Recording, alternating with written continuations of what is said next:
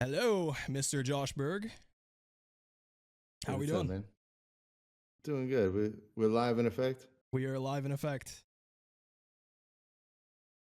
Awesome. I don't know if you have the stream pulled up, but chat is definitely showing a lot of love. Yeah, I've seen that, but I don't see the video. Yeah, it's all good. Um, How we Thanks for doing? having me. Doing good, man. All day, got a cavity drilled. Oh, Whole that's side never of the good. face was frozen. But we do not like that. Yeah, it's been a wild couple of weeks, as you can imagine. Absolutely. So really quick, I did just give your little intro, which chat, let me know if I did justice. I think I did pretty well. Tried not to butcher that. Um, just a quick kind of breakdown for you guys on how we're gonna do this. So we're giving Josh the complete free reins on conversation. So you guys, at any point, if you have questions or you want to ask for details, chime in, and then I will be the extension of you guys. We're going to be talking about everything from Josh's background in music, Josh and Mac, how they met, how they started working together, the entire construction and how Balloonerism came to be, and then we're going to open it up to you guys and do a quick little Q&A. So Josh, without any further delay, let's kick it off and let's talk about your background and how you got into music. Awesome. Yeah, I just always been into music since I was a kid. Um, it's probably like Back to the Future. I knew I wanted to ride a skateboard and make music and all that good stuff. Now, I know this is a very common question that people get asked, but do you remember what that first piece of music or that first album was that kind of started your love for music? I don't know, man. It's got to be like I don't know, all that like 80s movie shit. Like I was 10 years older than Mac, so instead of the 90s, it was like 80s movies and um all that stuff. Guns N' Roses, um this type of thing was popular. Hell yeah. Um, there is something that I did want to ask you, really quick, for those of you in the chat who don't know what the role of an audio engineer is. So could you break that down for us? Yeah, that was the like I never knew what it was either. Um I just come in and I hit record. The, I always liked music and I liked making music and I never wanted to. I never thought I would ever deal with anybody famous or ever make any songs of my own that anybody would ever hear. Um, and it never occurred to me why, like if you read a recording engineer background story, it always starts with, "Well, I wonder why the record sounded like that." I didn't ever wonder that question because I knew like I had a $5 microphone from Radio Shack and everything was bound to suck. I thought like songs came out whole and completely finished, but I mean, really, I just hit spacebar. Um, it's it, People can make a whole lot more out of it than that, but I'm really just capturing the song operated. I mean, a lot of people record themselves. Right. Was there anything that made you want to transition from being sort of like a music producer to the role that you do have now? I never really was a music producer. I just, I had it was like my little arts and crafts projects. I liked making music and I liked records and stuff. And then I started out. I decided to go to recording school because it was like, I could get good at hanging drywall or doing this or that, but I might as well do something that will also help me doing what I like to do in my spare time, Right. which is where I started. And that was kind of the beginning of everything, you know? And for those in the chat who also don't know, could you quickly touch on some of the other artists that you've worked with? Uh, sure. Well, the other like person that I like ran their studio for a while was Ye. I did all the Jesus years, and that was like directly after Mac passed. Right. But I came up in the studios in LA, so I worked with like almost everybody um, that was making music at that time. Dre was in this.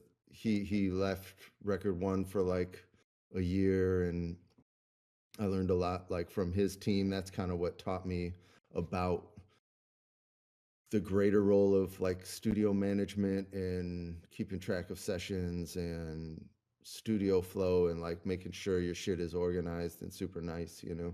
Right. Dre really sets a template for how to use a studio to make music, and that was really pivotal for me. Awesome. All right, so let's get into sort of the beginning on how you first met Mac and how that relationship started to form. It was kind of crazy because like I've had this situation in my life before. Maybe you all have had this happen where you kind of like meet somebody before you meet them, and there's a little bit of like uh, I don't know, like foreshadowing.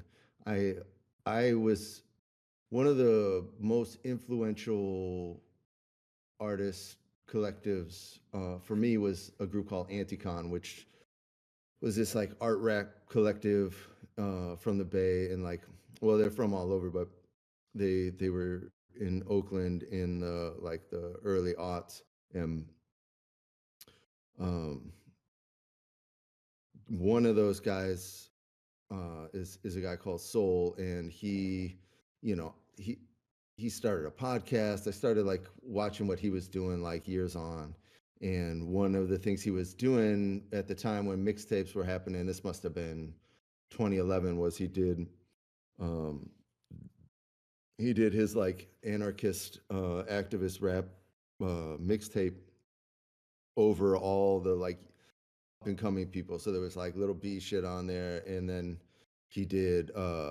something over Kool-Aid and frozen pizza. So I was like, I don't even know who these cats are. So I looked them up, and a few weeks later I went to the studio for my friend's session, and the place was trashed. And we were like cleaning it up, and they're like, "Oh, who was in here last night?" You know, they're like, "Oh, Mac Miller." I'm like, "Oh shit, I know who that is." And you know, and then the next it was incredible foreshadowing for the years to come. But the next day I got a call. I worked at Paramount Recording Studio. That's where I came up. That's where I started Okay. as an engineer. I actually started there cleaning the toilets and getting the blunts and getting the food. I started from the absolute bottom over there and worked my way up. And at that time, I had gotten to know what I was doing. Got a call, and after the incident the day before, I was like, absolutely, you know, and went in there, did the session, met Mac, and it was incredible. One of my favorite songs. We did one of my favorite songs. It's called "Bad Trip." That was supposed to be for Macadelic. He was working on Macadelic at the time, and you know, he's like, I'm exploring the relationship between love and drugs, and which is a theory that already resonated with me deeply. I'm like, all right, I like this guy. He's got theories. He's got music. He's got bars. He's out here doing it. Um, he did like the official like rap session. I think Jimmy came in with like a like 20 girls from the bar next door or something. You know, it was ridiculous. But we did that song, and at the end of the session, he was like, he was like, man, I really like working with you. Uh, I haven't liked any of the other engineers that I've had in LA. Like, I want to work with only you. Like, you want your files? He's like, no, man, I'll get them next time. I'll call you tomorrow. And then I didn't hear from him for like 3 months. Um, and uh, when he did, I was already on another session, but he wanted to finish up Macadelic. We did like the last third of those records, and I was doing like a 12-hour session during the day, and then like 11 to 5 a.m. I would work with him, and we did like 1 through 8. and the question, clarity, you know, and one through eight got me the job. If you heard the like ice jingling in the chorus, I was like, man, he's like, I don't know what to do with the chorus. He did the chorus, and I'm like, oh, something about me. Like I went back after he left and put like jingling ice in the chorus, and I said it to him, and he's like, whoa. he, he got stoked, you know, and he was like, oh man, you know, he was feeling that I had some crafty production moves, and it kind of sealed the deal for me. We and For me, it was Clarity. When I recorded Clarity, I had been thinking, this is like 2011. Everybody's still really intensely thinking about like Occupy Wall Street and what are we doing socioeconomically.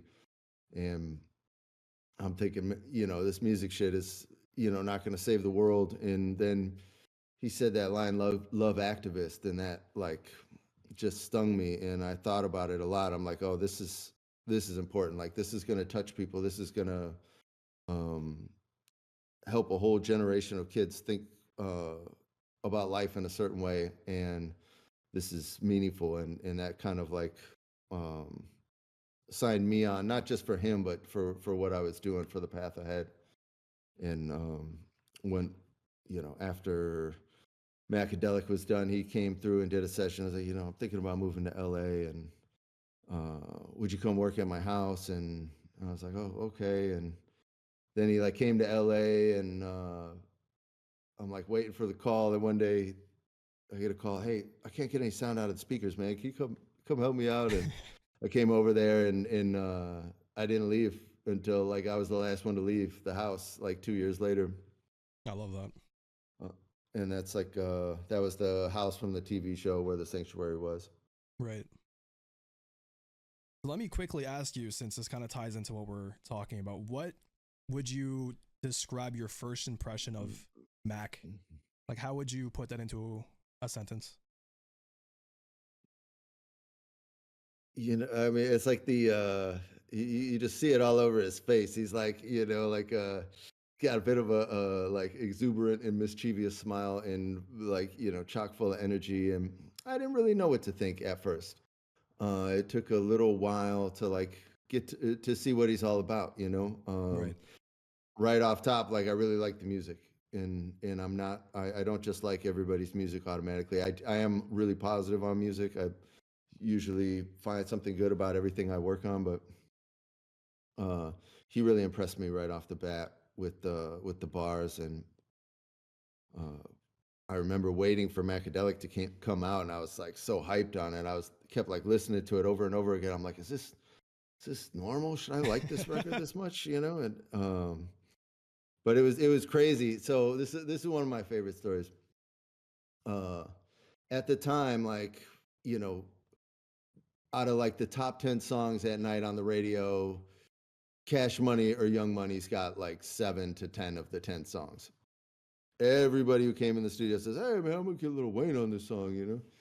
And after Mac did the question, he's like, "I'm gonna get Lil Wayne on this song," and I'm like, "Okay, you do that, buddy." Damn. And then to hear the record came out, I was waiting to see if he got Lil Wayne on it, and fucking sure enough, he did. And what's crazy is at the time I was also a savage cigarette smoker, and my cigarettes were Winston's. And so that Lil Wayne came on the song and rapped about Winston's, I was like, mind completely blown. And like, and that this dude at like the peak of his career jumps on a B-side vibe track off of a Young Kids mixtape. Right. And the rest is Bizarre. history.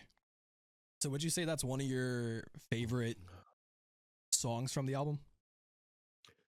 Oh, definitely. That's probably one of my favorite songs of his. Period. I didn't really, you know, I didn't realize this until really looking at Balloonerism, but fella asks a lot of questions in the songs. There's always and it's like these deep introspective philosophical questions, and you know, it's not like nobody's gonna sit down like, what the fuck he just said, what are we doing here, you know, what am I doing here, you know, like but it does it does work. You do ask the question, and it's a heavy question if you want to give it time. You know, Right. I think there's few questions that are there that are more important. You know, and it's kind of a wild. That's the other thing about that song is it's like a Wayne comes on at the end doing a regular verse after two like deluxe hook style A B verses and a chorus. You know, like it's a really interesting song. We're seeing a lot of love for Macadelic in the chat, so I'll absolutely love to see that. Yeah, man. Yeah, that's that was long one of my favorite um projects of his. It's just so good, like top to bottom. That was another thing, like, oh, you put together like a whole record that's got a vibe and it's uh, you know, no skips, everything's cool, you know. It was really good. I got to meet E and Germ during that time, who have become lifelong friends and mean the world to me. Uh, I was nervous to meet Germ because I heard he carried a pistol. You know, like it was, oh, I'm Pittsburgh, man. If I could, Germ's got to like leave the piece on the table so nobody acts up. You know, but a couple of uh, fucking tough guys. Definitely taking note of that for a later conversation. Yeah, So if yeah. we Be ready. fast forward from that era of Max music and then you working with him later on, how would you describe Max evolution both sonically and as an artist? There, it's like to me, it's like a really direct line of ascension. I know what I did there, and it goes all the way back to like the videos of him at like 10 years old, like, you know, singing songs and shit, you know, like this kid was going to do nothing but make music his whole life. And I watched him just bootstrap every single skill that he had. He didn't, you know, when I first started working with him at the Sanctuary, he was like, man, I want to get back into making beats. Um, just get Logic, put it up, you know, it's already like almost on the computer and start going, you know, and then he's just like, you know, people come over like, hold on, I'm gonna make a beat from scratch, and it's like, bro, you just started, man, don't get out of hand. But and he would do it, and it would be amazing, you know. At the one with uh Mikey Rocks and uh Casanova Sweet Jane, you know what I'm saying. The chat will know these things, but he just like, oh, here comes this dude who's got the hottest song out right now. Let me just make a song from scratch right in front of him, like, and came out with an amazing track that what you hear on the record is not it. It used to have this Beck sample. It's like my favorite Beck song ever from. Uh, it's called mm, the album with Beer Can and Loser Mellow Gold, like track 4 on there.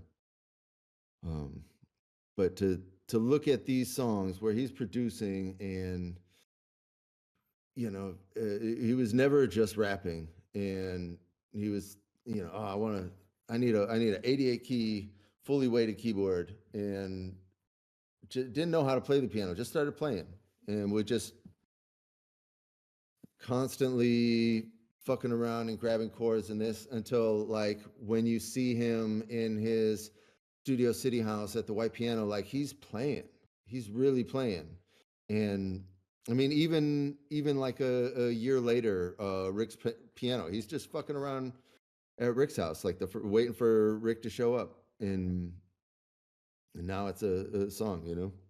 Um, he just this was always where he was going, and that's one of my favorite things about Balloonerism is that you could see uh, like all the shit that became swimming and circles. Like people like to give it a lot of credit for his maturity and all this, and it's like, dude, he was always doing that, you know. Like there were these um you know, more raw and organic versions, sure, but he just got better and better and better.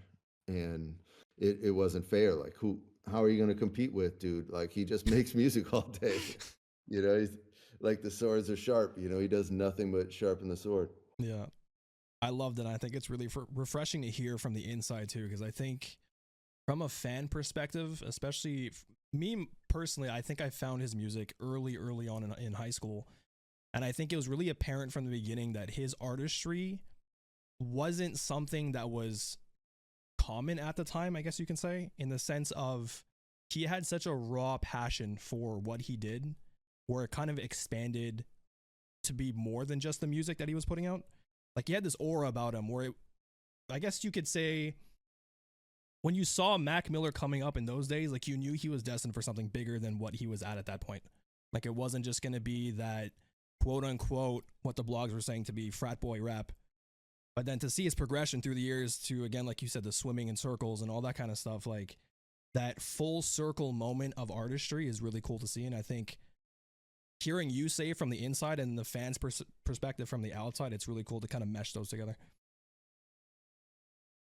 Yeah, he had that magic about him for sure. Like, and that's kind of what they say. Like, you know, like you kind of see certain people just have that light and sparkle to their Yeah. life, and you know, and unfortunately, a lot of those people go young. You know, Mm-hmm. but there was no denying what he was doing. There's nobody who didn't like come over and have a great time. You don't go to the show like I think I had the experience of him already like post Blue Slide Park when y'all really like showed up for him, and you know I met people that like bought 10 copies of the record to like help it go number one. Like he couldn't have a better fan base. Y'all are incredible, but at that point like the shows are already going up. But he's you know like the stage energy was so good. Um, the you know he was just kind of unstoppable, and I didn't ever like it, to me. It would have been more of a surprise that like you don't like Mac Miller, like what's going Yeah. on, you know? Like I think maybe if you like only heard Kids or something, and you're like an old head, and you're like, oh, you know, that's fucking old stinky guy in the crates or whatever, and you know these young kids can't rap on it or whatever. But I think uh, he's always had the magic and the joy. You know, the joy is a very important part of life. It was that I laughed till my stomach hurt almost every single day, and to the point where I was like, you know, sometimes I was like, oh man, I was fucking like I ate mushrooms or something. But the I recognized that like if you value life by the amount of belly laughter, which is a pretty decent barometer for how well you're living life. Um, I was like the richest man in the world at the time. It was absolutely incredible, especially if you got Earl and Vince over there. Like those two would be rapping in the fake Jay-Z voice at each other, like, "Yo, son, I got the gold mink. Oh, son, I got the gold sink," and it would go on like that for fucking hours, you know. Um, just incredible shit. One time they did a whole like 2 hour freestyle in iambic pentameter about me and Derrick Rose, and it's just fucking ridiculous. Someone wants to know, is there any artist that you would have loved to see Mac work with that he didn't get the chance to? Um, I don't know. Felt like I don't know. I was listening to Mac for Mac, like not who he's working with. You know, like I didn't feel like I needed. I didn't feel like I ever needed a Mac collab. Uh, the the Q-Tip collab was always something that would have been tight. Nas. These were things that like um, happened or almost happened, but you know, just a Tribe Called Quest like really uh, meant a lot to Dude, and was you know obviously hugely inspirational to all of us. Um, I mean, you know, like fucking, you got Mike Jones on fucking Uber rolling up like a turtle, dude. Like you're done. You got the features finished. All right, this is going to be the last question before we jump into Balloonerism, but I think this is a good one. What song would you show somebody who's never heard of Mac before? Mm, I don't know. Thoughts from a Balcony comes to mind. That was always like the that's maybe if I had to pick like a center of a bullseye of the type of music that I expected from Mac or that I like about Mac, it would be that song. I love that. That's a good answer. Okay, so for Balloonerism, let's start at the beginning back in 2014. So when the discussion came up uh, about the album, what was your first impression or your first reaction while the topic came up, or kind of what the themes came up in the first kind of sessions? I think so many of these questions are backwards of songs came up, songs came out, got recorded, and then you kind of like process it and things would kind of come together. It would nobody ever knew what a song, nobody ever made a song with an idea of what it's for, you know? Right. Like the you make the song and then where does this fit? Like what is this really saying? Um you make a song like, oh shit, that now I got to make a whole album for this or whatever, or where these songs are kind of starting to fit together. It was one of like my main roles was keeping track of all the songs, like do a couple a day, and like you gotta have a system, and it also had to be one that made sense to both of us. So as we got an idea for a song, like, oh, we're in album mode for this album, like, we did a song. Is this album? Yeah, this is for the album. Put it in the folder. Mhm. We don't know yet. We'll figure it out later. That type of thing. And these things all just kind of evolved. Right. Was there anything that felt different about Balloonerism compared to other stuff that you've worked with them on? Yeah, Balloonerism was like the high white note. It was like the this like peak of a moment in time, like the whole story of Faces of, okay, fella just made this huge come up and went through the rostrum era and was doing 250 shows a year, did a TV show, all these things are happening, and he just wants to be in the studio making music. And at some point, like you know the split over watching movies of feeling like they didn't support him, they didn't get it, they thought he was on a slide, and um you know uh, other things that just, not everybody's meant to work together forever. And when he concluded his agreement there, he was like, it was like, I'm finally free, like no more shows, no more anything, I'm just going to be in the studio, and that's all I want to do. And after one last tour across Australia, it was that. And maybe after a couple weeks, like he finally like really hit this like 0 resistance point where like the the like subconscious is like way beyond anything you could possibly uh concoct with your um ideas or your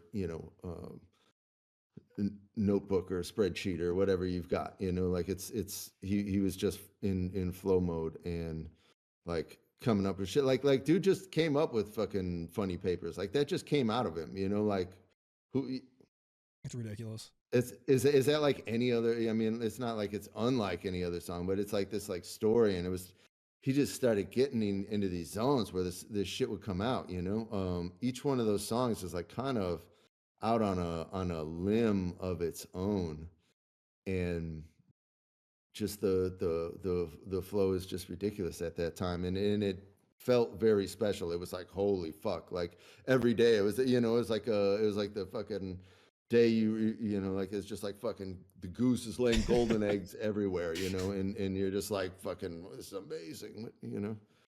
Yeah, I It think was that's something it that was just incredible.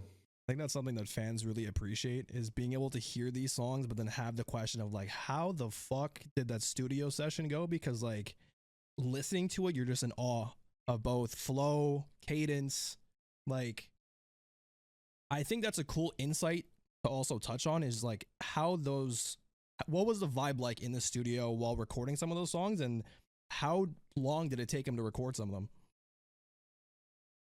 Never was it long to record those songs. Like everything just came out, you know. Like sometimes he would have like some, you know, especially with raps, like he might have a few things like written down in his phone, but like a lot of times he would just go line by line or what have you, you know. I didn't always like, you know, I'm usually doing something at the computer. I'm not like watching its every move, you know. But Right. these the energy was good. Like that's what's kind of weird about it is like, you know, with a lot of the stuff from Faces and Balloonerism, you listen to it and people are like, the fuck were you guys doing in there? Were you like in a graveyard at midnight with fucking you know, deer horns? You know, like what the Mm-hmm. fuck is going on? Like why does everybody want to die? But it was not like that. It was you know, it was like this jubilant time for him of like finally having time to let like all the shit that had been building up from these years of like, you know, I mean, he got worked hard, like to go out there and like, you know, booking agents typically for a new artist, like they run you as hard as they can. They milk you for every dollar they can because most artists have 2 years in them. And the booking agents know this, you know, and so he got ran hard for his first 2 years, you know, and then some, you know, but to just, you know, and then to be coming straight out of high school into this type of situation, Yeah. you know. I mean, you got to remember, like, dude used to be able to just like be like top trending on Twitter, like, you know, like he could just say something, and now it's like the, you know, the back when that was a thing, you know, like, Yeah. and even before then, when he could just do it on a whim, you know, it was like a really incredible experience that he went through to get to where he was, and then to like sit there and finally be able to just like unpack all your feelings in the way that you desperately need to via music and microphone. And it was just like the, you know, the perfect storm, you know, the this like, you know, perfect moment in the movie, you know. Right. And that's why the songs were always so special to me, is because they came out of this like time, you know, that was so pure in its expression. I see some people asking too, was there ever a conversation amongst those in the studio about what direction uh, he wanted to take for the album? Nah, man, there's like that's a like, hey, look where we are, you know, like it nobody had a, you know, I think we need more songs, like more weird ass songs about fucking imaginary people. You know what I mean? Like Yeah. it's you just you just get there by doing like it was just so raw subconscious flow that, and this is where it landed, you know. It's that's what's so magical about it. And also that there's like other people there you're making music with. If you if you make music with somebody and it's improvisational, you're kind of like playing something and they're kind of playing something, you're having a conversation. There is a connection and an exchange of energy that neither one of you has by yourself. And so Right. there's also this extra special shit happening, and that had a huge part on the whole energy around that time, on all the songs that were being made. Most of these songs are products of that type of just improvisational jam. Right. Um, you know, I've said it before. The you know, Mrs. Debbie Downer is all one freeform jam. You know, like That's crazy. that's what happened. Like, we're all sitting around like, oh, fucking whatever, and then oh shit, that that's what happened. I Like that love just that. came out. Like there's nobody tried to like write it. Let's try this one. Like Right. it just uh folks just started playing. What was the chemistry like between Mac and the other artists? It was really unreal when you think about it, because like he didn't play the piano at that time the way he like when you see him playing his white grand piano at in the Studio City house, like he's he's really good. He's got beautiful songs that are just coming out of him, and he managed to do that in like a really scrappy fashion at that time. But like he played all those drums on the on a keyboard, just like, Right. and and to step up and do that with Thundercat and Taylor Graves, these like multi-generational LA jazz legends. Um, it's you're not supposed to be able to do that, and I think Yeah. that's a lot of Mac's magic, is like you're not supposed to be able to do that. You can kind of walk through walls. He's got the magic. We did have a question written down here, which is an interesting one. Was there any obstacles during the creative process in terms of that could be technical, it could be, writer's block? I know you said that the album was pretty much written out really quickly. So was there Yeah, anything I that mean, was kind of holding it back a little bit? no, I mean it's like it was such a ridiculous question that like the answer is like, oh, we needed, to wait until somebody would answer the phone to have like another jam session. Like, oh, we've been up all night, and you can't call anybody at 6 in the morning to come over and jam. You got to wait until like 8 or 9 at least, and you got to wait until like, oh, we might need more instruments. Let's go to Stein on Vine and get a bevy of classical instruments. Right. Let's go. Let's just go drop 10 racks on instruments at Stein on Vine at 9 in the morning on a fucking Tuesday or some shit. Okay, now Which to which is let me sorry, go just ahead. say that Stein on Vine, for those who don't know, is like a he was being like Steven and Omas were telling us like, oh, this is like, like if you were like a session player like in the 60s or 70s, like you got your like check and you went down there to like get your instrument. Like it's like it's a very sincere place of legend. If it's still open, pull up and walk in there. It's amazing. I see a very reoccurring theme in the chat right now where people are asking probably the most asked question about Balloonerism pertaining to the track list. Could you speak on sort of like the original track list versus the published track list? Why certain songs were left out? Kind of what went into the ordering and that whole kind of creative process? um well, I mean, first off, fuck you to whoever stole my my photo. Uh, the secondly, the dude just made playlists. Like this is part of the same like, okay, we're making music, and then let's playlisting was a special part of his art that he loved and spent a lot of time with. Oh, let's see how these songs fit together. Like that's where we kept the references. It's a really great way to deal with music if you make a lot of it. And the playlist would kind of change, and anytime he would be at the computer, he'd kind of be fucking with stuff, reordering things and that. So each one of those playlists represents like a moment in time on something that was always moving. And Right.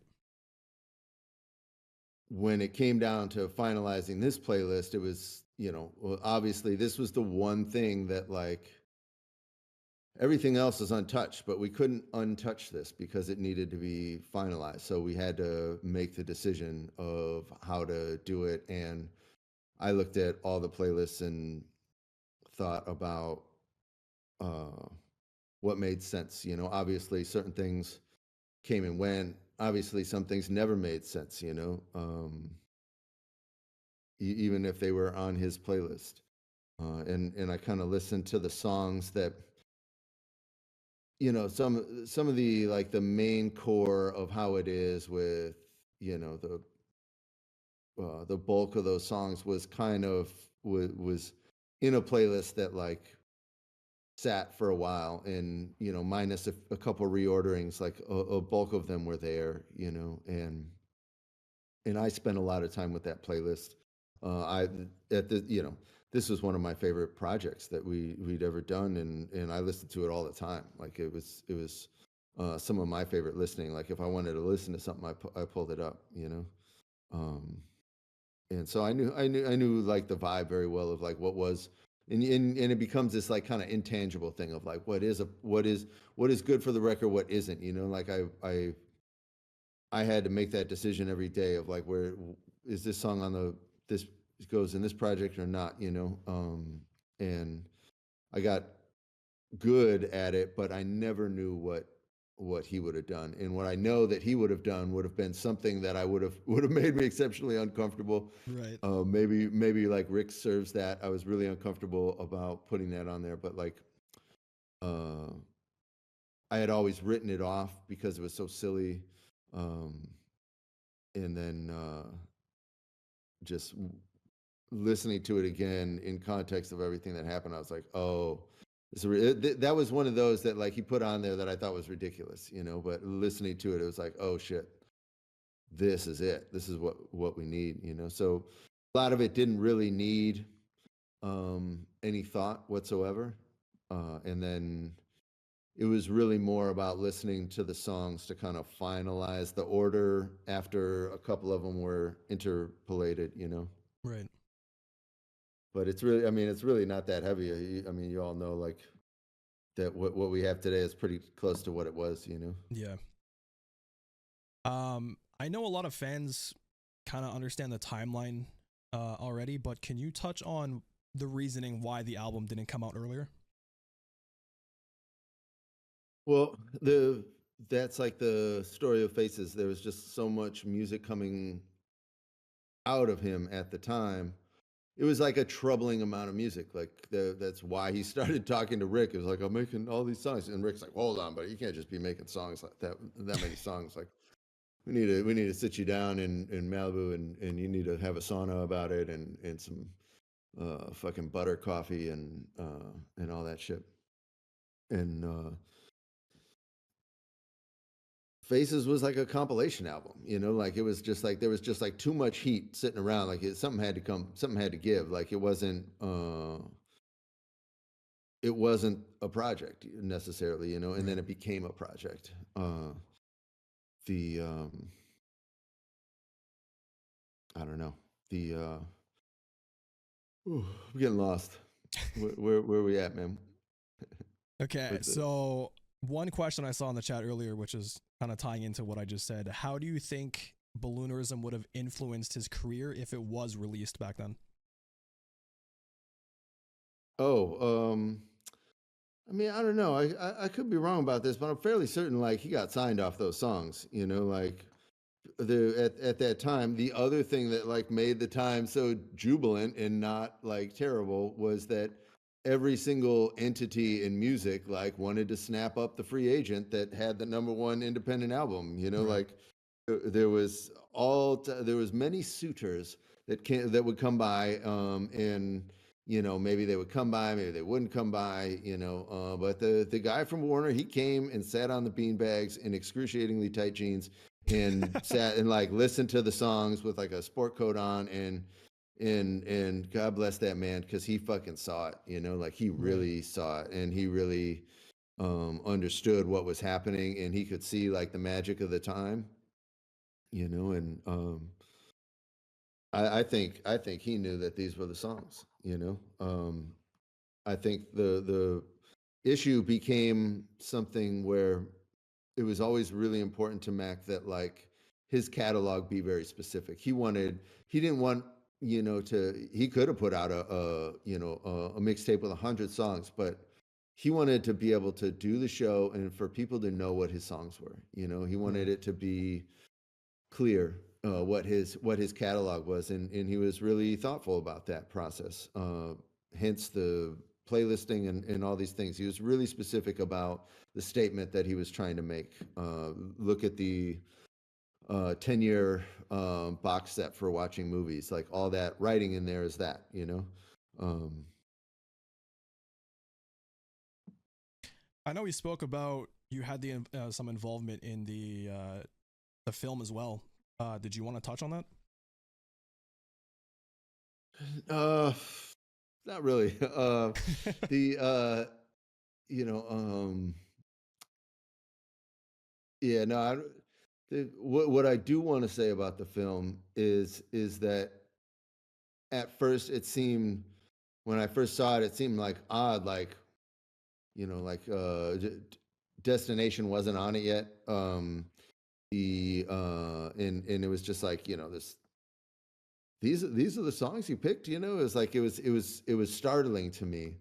Um, but I had like a feeling like this is important, and if you know, I don't know, I trust Miller a lot, and Right. he knows he has a deep art that is powerful and it's pervades it pervades all the works, and uh I'm like this has got to mean something, and I think it I can only imagine what it was like to just like I mean I know because I asked people, like you go and you see it and it's like just completely overwhelming. Here's all these like maybe you hadn't heard the songs yet. Maybe these are new songs. They're snippets. They're in a weird order. They're, it's an odd track listing. It's a very gonzo track listing. It's very um, not what you would expect from the track listing as you know it today, right? And Right. uh, so I got to take a peek at it at the end to try and help, and I was useless. And they, uh, they just they sometimes you got to ask somebody just for them to be like, nah, I don't know anything, and then you're like, okay, this is good. I'm sure they appreciated your insight. I Yeah, see a reoccurring theme in the chat again. People want to know if you could speak on how you felt when you first heard Delusional Thomas and kind of how that alter ego played mm, into his recordings. yeah, that well, I'm the one who pitched it up. Like I had to move the slider. I don't think it was maybe necessarily my idea, but there was no anticipation for me. It wasn't a surprise. Right. Um, so that it's hard for me to have that impression, but like really it was like the an experimentation for watching movies, and that first song was like um the first song, it was different as you know now, and then like at the very end of like the process, the track list goes out. It was like always the anchor, and then to like, oh, we can't clear this, like it was just like devastating. And Mm, Mac and Earl stayed up for like 2 days like trying to make something new and succeeded. Like it's impossible that they should have exceeded. It's that should definitely not have happened. That was not possible. They made it possible, and then this like new kind of more bizarre landscape had emerged, and that kind of I think drew that out of him. And then a few projects came out like of like the post, oh shit, I just turned the album in. I can't make any more songs for it, but I can't like do anything. I can't do anything right. else yet because the album hasn't come out. Like you did Larry Lovestein and Delusional Thomas, and it was kind of just like a like you know what I mean, just like exercise, just flexing creepy bars. I always liked Delusional Thomas quite a bit. Someone Uh, wanted to know, did you pitch the vocals up during the recording or after? After. Okay, so do you want to hop into the Q&A? Yeah, man, hit me with it. I would just be sitting here like looking sideways if I was trying to watch the stream. So you got to hit me with it. I'm just Got you. on a weird island here in front of a packing Okay, we're blanket. gonna try to rapid fire these. I got a couple from socials from those who have left some on our post, so we'll go through those really quick. And then mods, pay attention to the chat when you see cool questions. Either reply and at me or find a way to get my attention because the chat does move pretty fast. So first question here, we actually have from Dissect Podcast. They wanted to know, can you ask about the tambourine opening track for me? I'm not able to make this, but would you? But would love to know why the album started this way. It's a great question, man. It's a great podcast. You know, I learned about it from the Reddit thread. Some of y'all were talking about it. I went and listened. It's incredible. I mean, they find so many things in there. You know, it's one. That's like that's what Balloonerism is, where you can find so much shit about it, but all of it just happened through the subconscious. Like, you know, obviously, fella didn't know he was going to die on a Friday. You know, like all just things start happening, and I think it's God. I think it's like the hand of the unseen and in the subconscious and all this stuff. We don't know what it is. Can't like really measure it. It's, you know, the thing that goes through the music. You know, Right. but the tambourine. Y'all should know the tambourine, and it's incredible that nobody's asked this question because that tambourine is in so many songs. It in the booth of the sanctuary. It lived on a music stand that did nothing else but hold the tambourine in the headphones. Um, so many people like Mikey Wright, like fucking tambourine at the beginning of Malibu. You know, like it's the tambourine. You know, like it's just in there always and. Um, you know, Lord knows what fucking possessed this dude to just go on a fucking frolic with it, but he certainly did. I think it was like I think that $5 pony rides and transformations were actually all in the same session for some reason. That doesn't usually happen. But it's um it's an edited down version of a much longer, incredible, life changing tambourine performance. Is that the same tambourine in Angel Dust? Every single song that has a tambourine, it's that tambourine that was done from the Sanctuary era. You know, like people are knocking it over like it's like that, and eventually the door was like coming off its hinges, and like you would hear it go, and most of the time it had delay on it. Those are like the Sanctuary sounds. You can always pick them out. Go have fun with those. It's all good. In chat wants to know who decided to put the phone ringing at the end of Balloonerism, and is there a purpose besides the obvious? Well, certainly beg to say what is the obvious. That definitely was Mac, and you know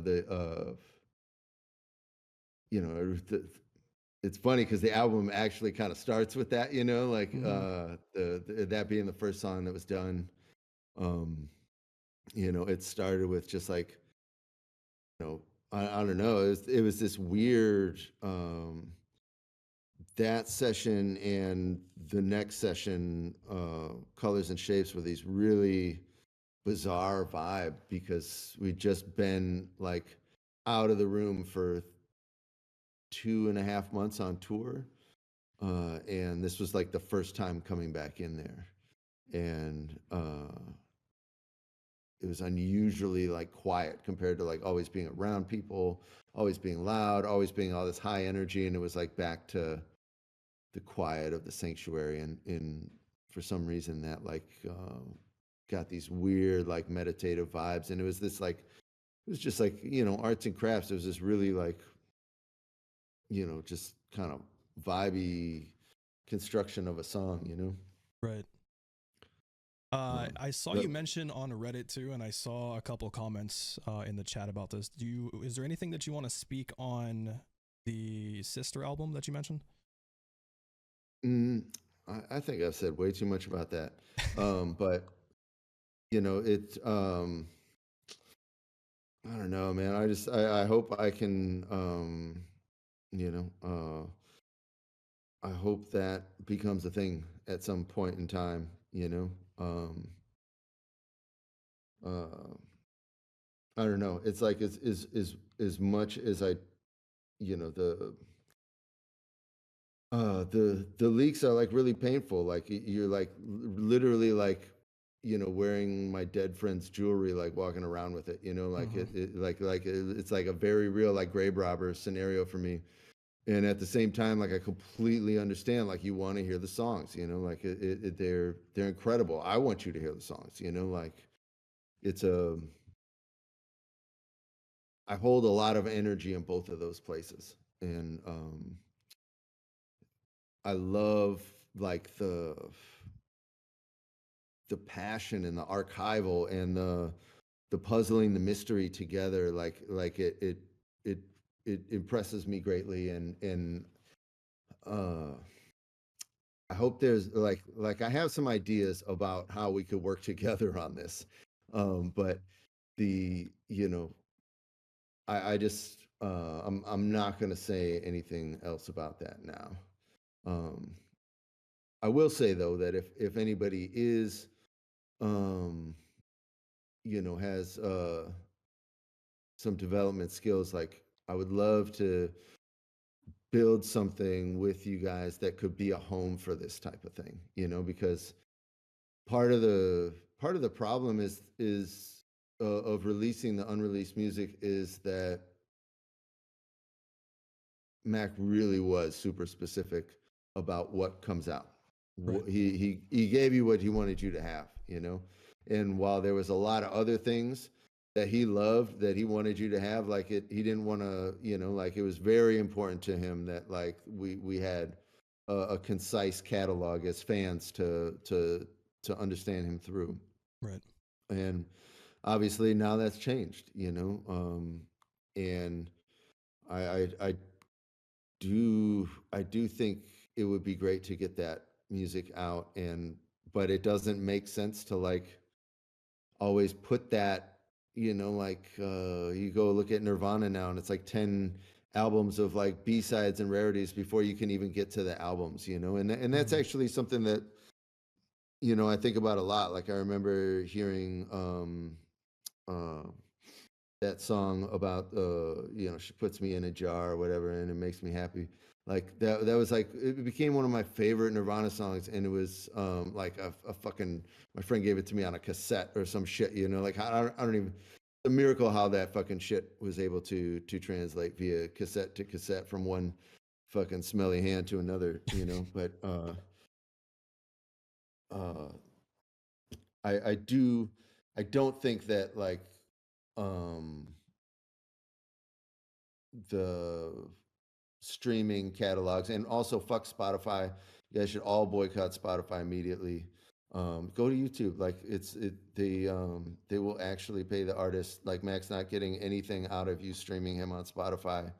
It's turned out to be a fucking a fucking money laundering weapons manufacturer scheme. Damn. Watch the documentaries and fuck Spotify, and also fuck Spotify.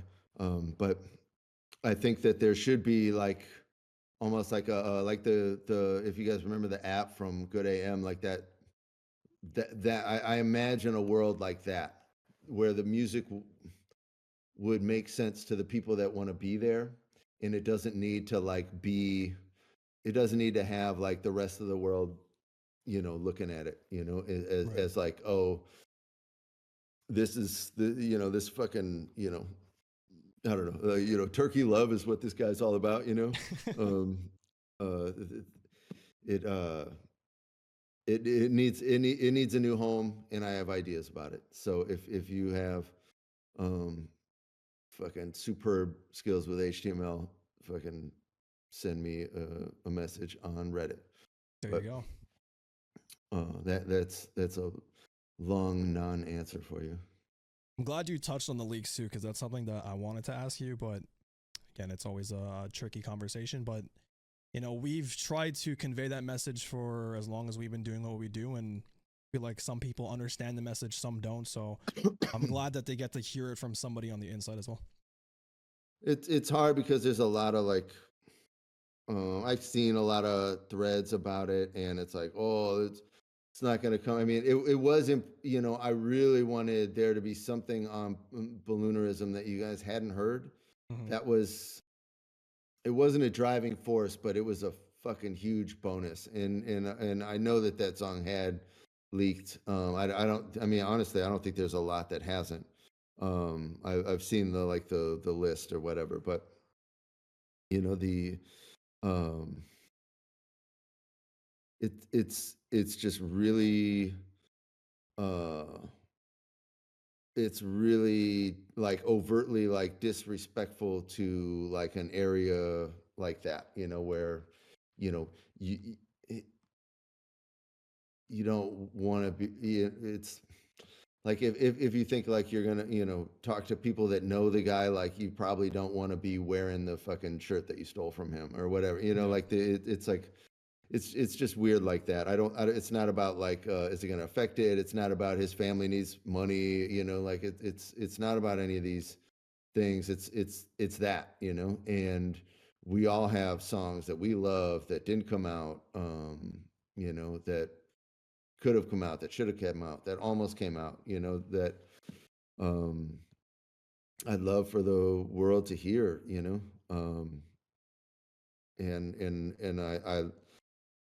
I love that you guys like keep his memory alive and you carry this man so beautifully. And I just there's nothing that I could more deeply convey than that. That you carry this man beautifully, and it means the absolute world to me. And I understand that you want to hear everything he did, and I love that you're like rabid archivists.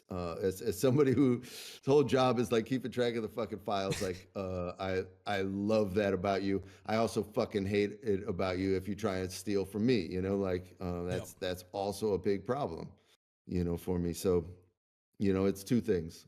It's it's um, it's I love you and fuck you. You know. As Um, simple as that. Um, Here's a fun question: is there any song that you didn't work on with Mac that you wish you could have, or that you could have at least been in the session during the recording? I don't know, you know, like certain songs like um man, I should have the discography up. I can't get this one wrong. Come Back to Earth.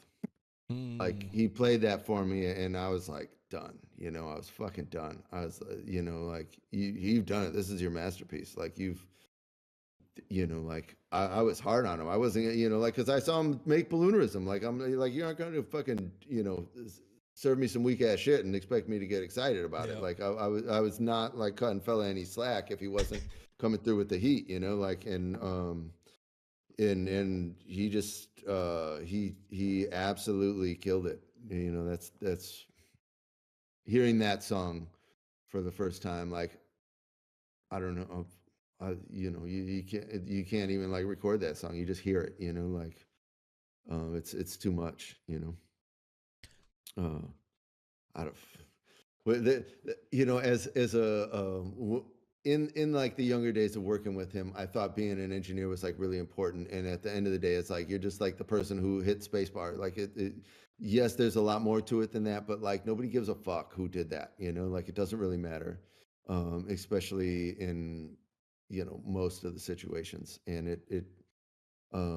what matters is the time and how you spend it. You know, and Hmm. that's I realize like if if if I could do anything in the world, I would do this. You know, like this brings me joy, and I love to do it. You know, um, I don't I don't really have any like oh I wish I got to work with this person or whatever. You know, I wish I got to record this song. Hmm. I don't I'm know if not. you could see the chat right now, but everybody's saying we care, so just keep that in mind. Yeah, yeah. Well, you know, you don't even know why. You know, like Hmm. it's I know what I do. You know, but like the it it means a lot and thank you for the support. You know, like it's fucking ridiculous that like I was able to like go on tour and people knew who I was and shit. It was like so bizarre, but definitely heartwarming. And I have always gotten a lot of love from you guys, and um it landed well. You know, he couldn't have had a better fan base, and you know, I know because not every artist has that. You know, for sure. Could It's a you lot of like special people in here. could you explain the story again to those who don't already kind of know how you ended up on Rick's piano, like that whole conversation piece in the beginning? Um, uh, all right, he must have had the idea, like, because I don't just end up in the booth, you know, for no reason. It's like that and the fucking Yeti ad libs on Faces. Mm-hmm.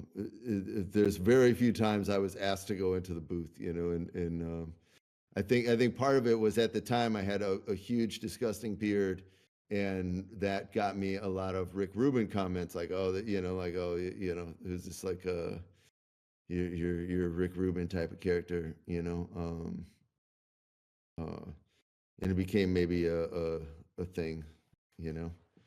Um, I have a cool question here. Um, since Mac always said nerding out with Josh Berg, can you explain what you guys are nerding out about? and you could tell like he started that one. There was like a few songs on Faces that you know I just showed like Diablo. Like I just showed up one day and it was already on SoundCloud. You know, like he recorded that himself and put it up there, and then you know we went back and like did some edits and shit. But like he had started that and got kind of you know once he got going, it was like okay now I got to talk about everybody and um like I'm a fucking dork, you know, like it's helpless. Like if you know put me and fucking Ian Germ in the room, like oh we're you know, Yeah, for guess what sure. we're gonna talk about? Oh, you know, like these studio monitors and fucking all this stupid shit, you know, like really there was also a strong Arnold Palmer phase at the time that I'm very proud of, that and I remember fondly. Also just as important as the nerding out. Um, Aspect of that line. Definitely. Okay, I know we spoke uh, about wanting to play through a song. Is that something that you still want to do? I don't have anything pulled up. There's you guys have heard the songs. I don't know that. I don't know. It didn't really speak to me, and then somehow somebody's been sending around this video of Barry White like at the boards, like hey yeah man, if we get the kick and the bass going, that's what you feel on the dance floor. Like I'm like, oh shit, man, that's fucking hard, dude. I really want to do that, but I can't do it until I got like a board and That a makes very sense. white voice. We'll save that for one day But in the future. it's there's really not like I don't know. It is my personal joy of like printing stems, like and getting to like hear the drums on certain shit. Right. Hopefully one day I had proposed this to the fucking hip hop archive of some university, like the um the playback machine that I built for the live performances that had all the stem like the drum stems and shit, like just being able to like vibe to just the drums was like so different, you know, like you could Mm-hmm. just like break it down to just the drums or just the keys or what have you, like just hearing the individual elements, like especially with germ drums, like the fucking get the magical hi-hats. It's like you know, like a juggler juggling Yep. fucking scarves, you know, like it's a move pedaling a bicycle backwards, juggling scarves. Like it's fucking glorious. It's one of my personal joys is like listening to the individual elements. Um, so I'm sorry, but I didn't bring anything for you. That is all good. Um, I did you want know. to ask you, and this is also kind of more on a personal note, but what is something that Mac has taught you that you'll keep with you forever? Faith and grace, man. Like the uh, his faith in himself and his vision. If you look at anybody that's successful, that's the secret ingredient. You know, is his faith and his courage in that, and his courage to be vulnerable, to show up and just like, oh, I'm just gonna make this beat from scratch live in front of these people. I'm gonna get on this stage. I'm gonna grab this microphone. I'm gonna reach out to this person. You know, every single thing he did like took that. You know, Mm-hmm. and um, so many times it'd be like, oh, I don't know if that's gonna work. Well, shit, that actually does work. That's a great idea. You know, like always have faith in the idea. Trust yourself. Trust your ideas. Believe in your vision. And that's faith to me. And grace is another one. This man, like, almost never got angry. Like, I fucking had to load out from a show, pushing crates around a block up a hill. Like, I was fucking angry at times, you know. This dude was never angry. He always seemed to be able to know what was really important and what wasn't, and how stupid it was to Mm-hmm. just get, to be fucking grumpy and stinky, like that level of grace is truly exceptional. I love that. And something that will make your life better every single second that you practice that. That's the truth. I saw somebody in the chat wanted to ask you, do you have a favorite production from Larry Fisherman? Oh shit, that's such a great question. I like I love like so much of the really weird shit. Like if you look at Mannequins, if you look at Avian, like these songs are fucking out there. Like it's really weird stuff. The Dissect guy called it with the colors and shapes on the up snare. Like it's weird, but it's good. And I love a lot of that style of shit. I love his drum playing. The those are the ones that stand out to me. A lot of the other things I think about are like things like Destination. There was like songs, yeah, that came out like I know a lot of people are big fans of Dragons that shouldn't know anything about Dragons, but like these like really big, like grandiose productions of like, okay, what can you do with Pro Tools? Like what Mm-hmm. can you really build with these tools? And those are also some of my favorite. But like the go back and like listen to like the Vince Staples record that he did. Like it's fucking weird and amazing. Like Guns N' Roses and fucking you know um all types of shit, man. The whole thing is incredible. Someone asked, do you know who put the spiders in his applesauce? Oh man,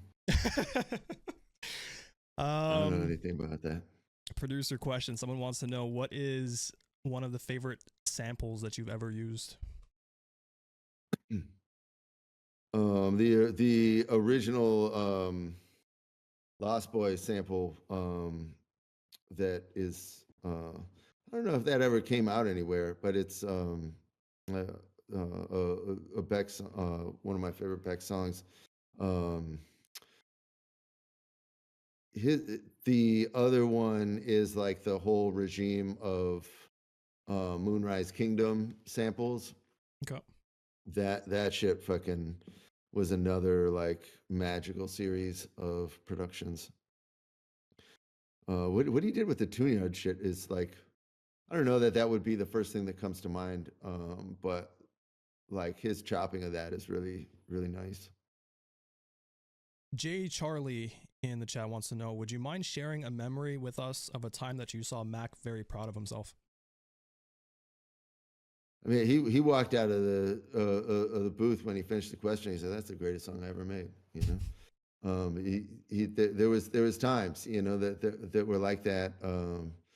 I think shows were also like so good. Like you hit these like you hit a good show and it's like that feeling is, inescapable. I think Hmm. that's also something that like becomes, I mean, if you think about how much energy is exchanged and how much praise you put on somebody on stage, and how good that must feel to have literally like thousands of people cheering for you, like, and to move that crowd, like, then to like, show up in a quiet room the next day, like, Yeah, like just the, adrenaline reserves get jacked up, definitely. um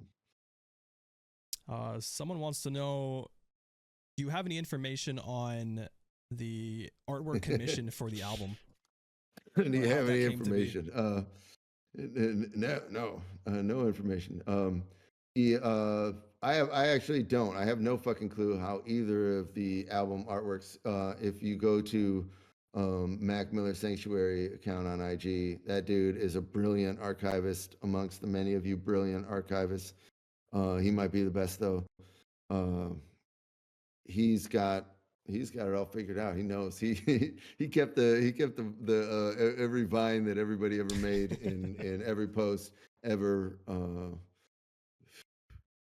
You know, you might have called him crazy at the time, or her. I don't even know if it's a dude. But the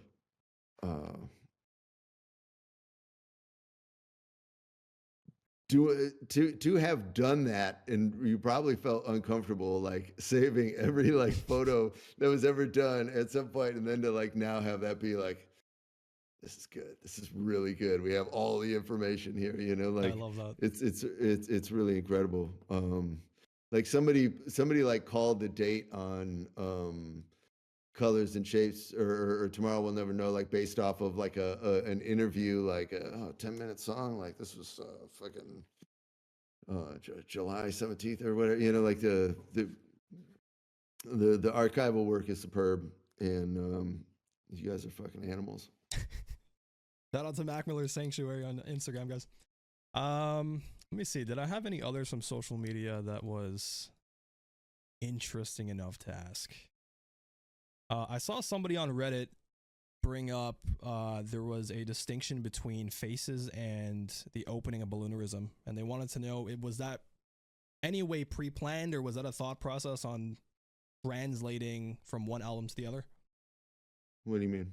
In the sense of, was it pre-planned to end Faces in a certain way and then have it pick back up on Balloonerism?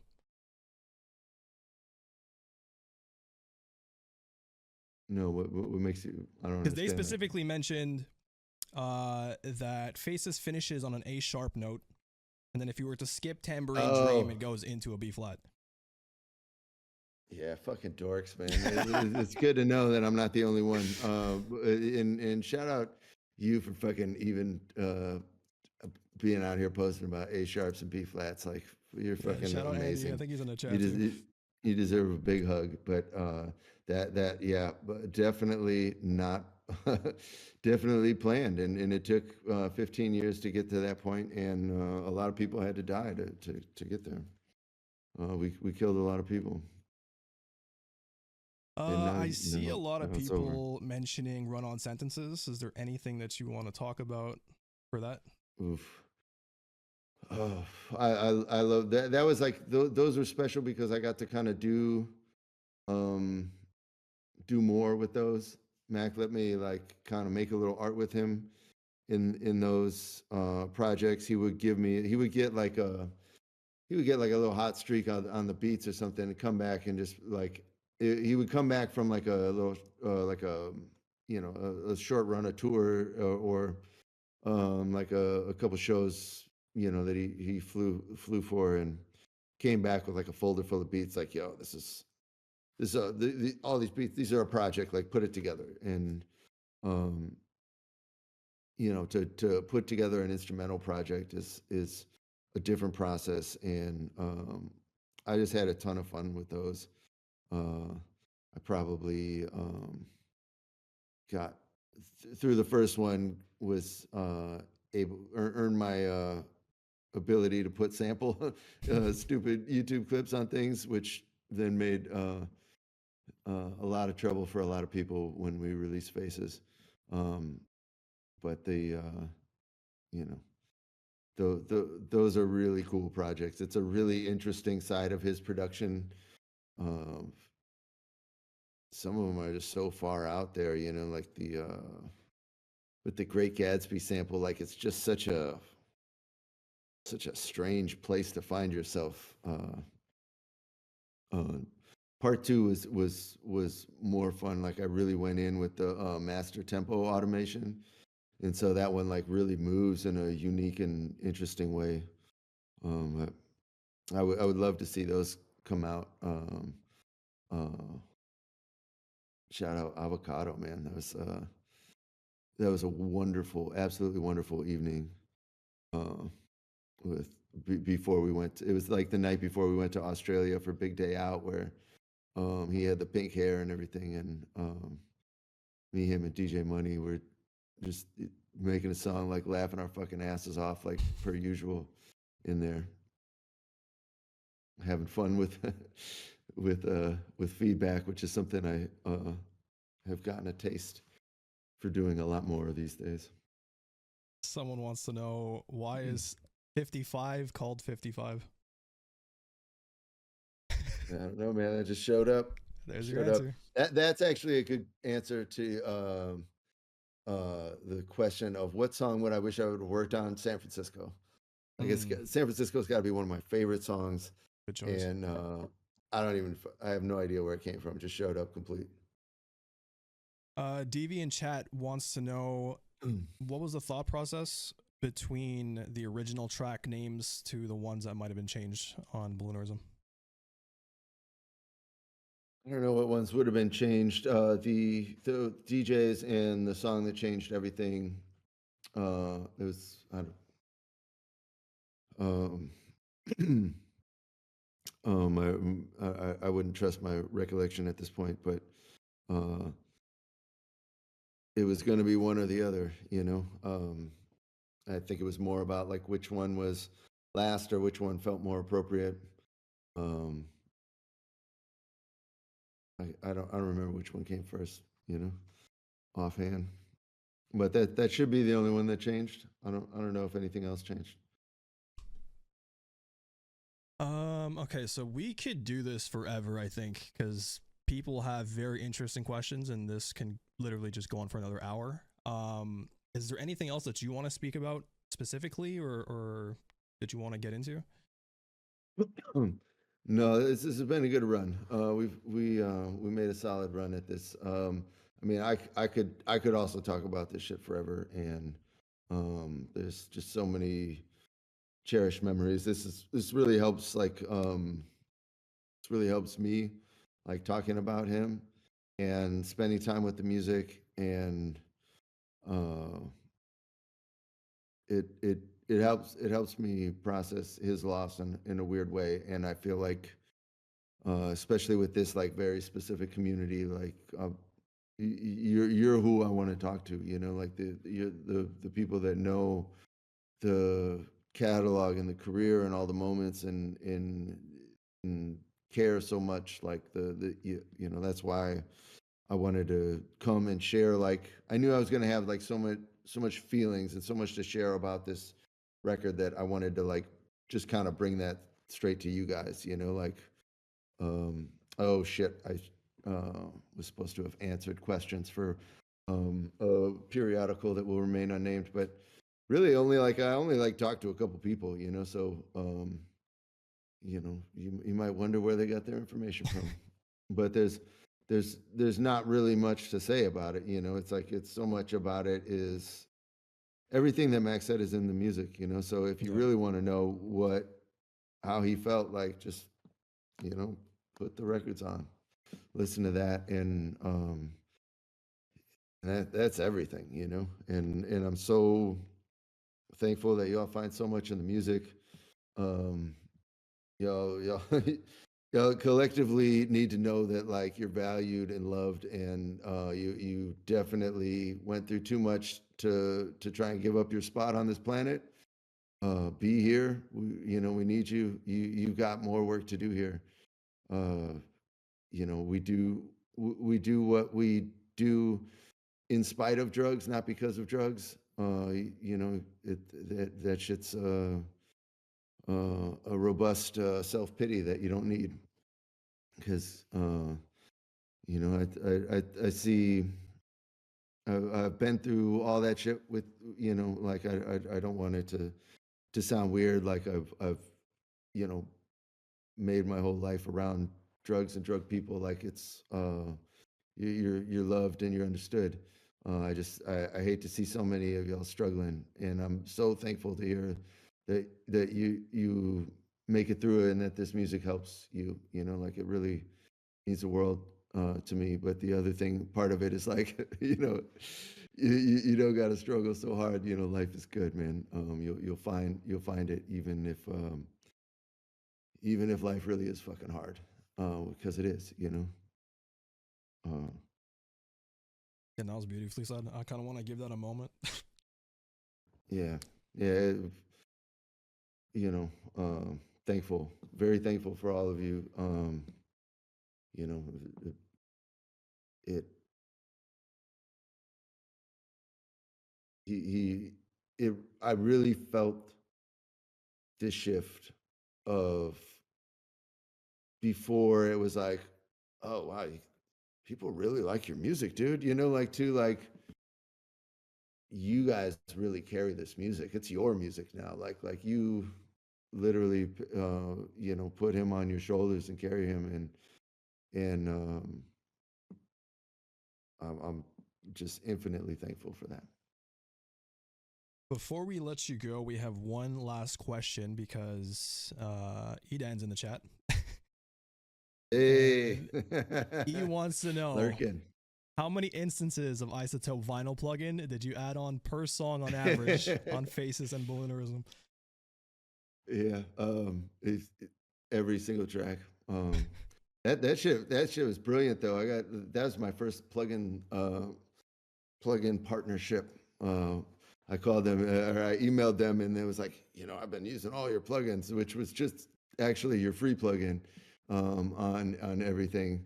Um, Shout out our friend Drew Drucker for the reminding me that the Decade filter is the best thing that they have invented at the time.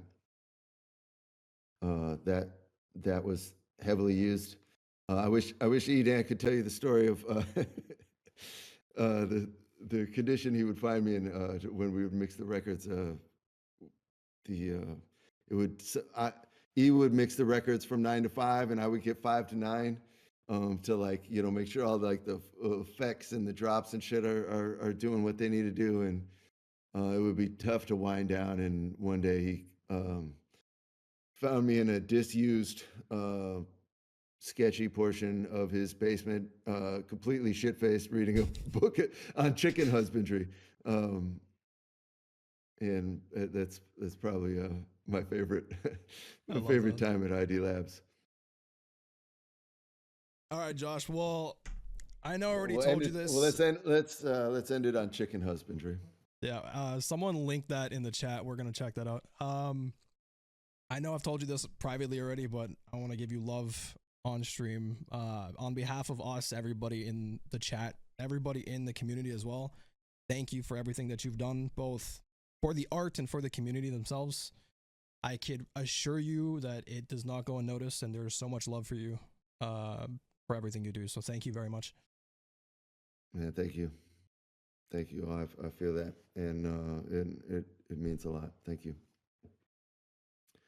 All right, man. I All will right, hit you y'all. after this. Thank you for being here. Appreciate it. Peace.